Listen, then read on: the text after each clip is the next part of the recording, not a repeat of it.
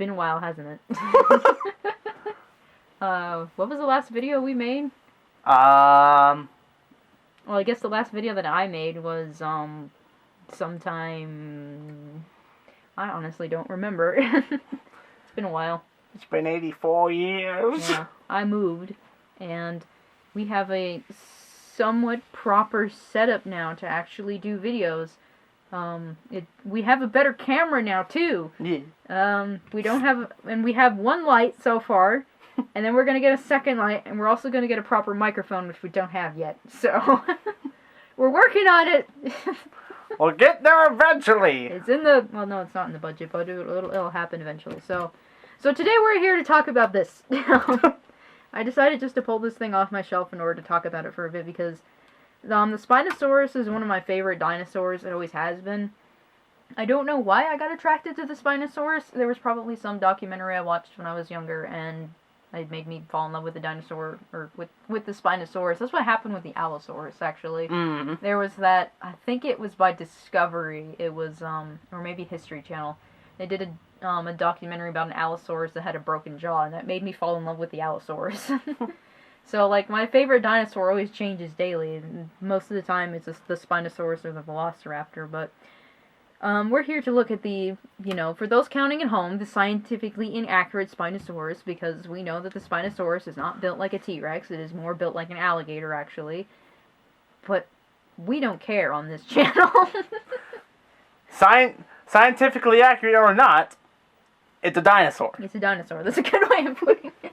Well, some people would argue that it's not a dinosaur, so I guess... It's a monster. We'll go with that. That sounds like a good way of putting it. That's fair, because I honestly feel like the one from the Jurassic World movies was more of a monster. Yeah, I still haven't seen Jurassic Park 3. I finally saw Jurassic Park recently, the first time I've ever seen it, despite owning an entire bookshelf of toys. I thought it was silly. Anyways, let's talk about this thing. So this is the battle damaged Spinosaurus from Walmart. It was exclusive to Walmart. And, I only ever found one at Walmart, and it would be this one that I bought. And I have not seen it out in the wild since, but, I haven't looked over, I live right next to Washington State, and I have not checked over in Washington State.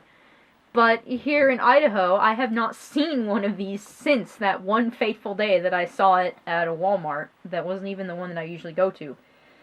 And, I even tried to find one for... GSlayer for Christmas, but I couldn't find one. And even when I was trying to pre-order one on Walmart.com,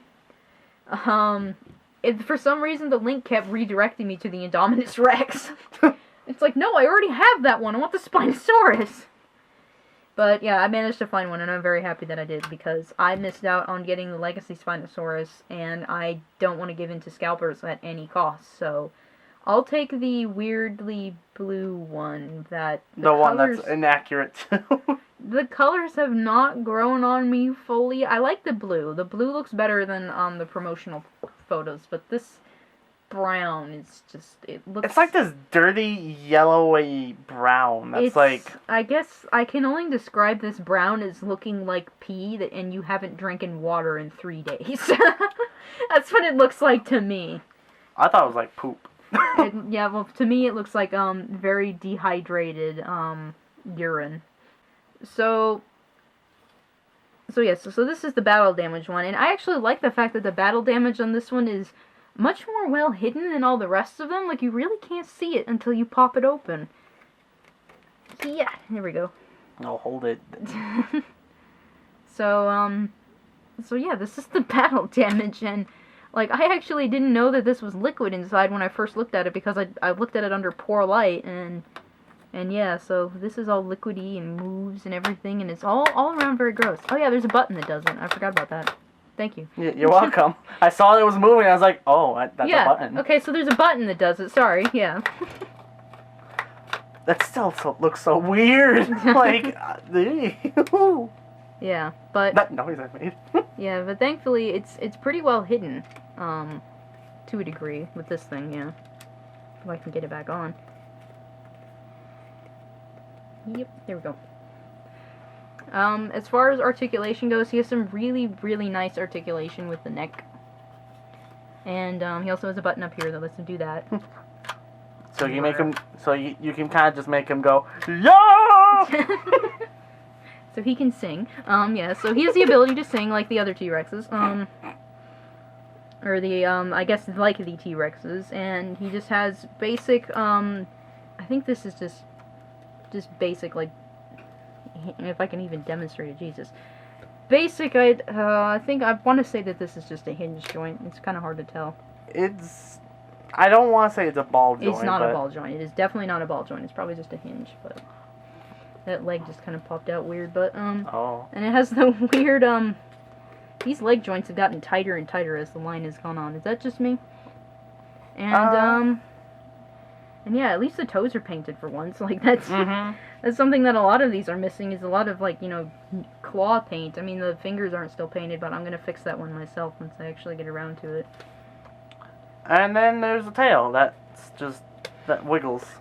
Yeah, that's kind of been my only complaint with a lot of these Mattel toys so far, is that the tails are always ridiculously short.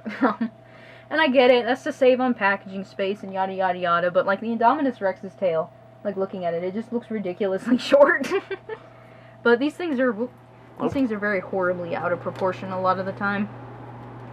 And it is what it is, but as far as the Spinosaurus goes, like, you know, but I still love this thing because, you know, the sculpt on it looks really, really good.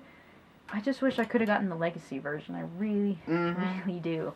I think a lot of people did, and unfortunately, the only way you can get it is through the scalpers, and...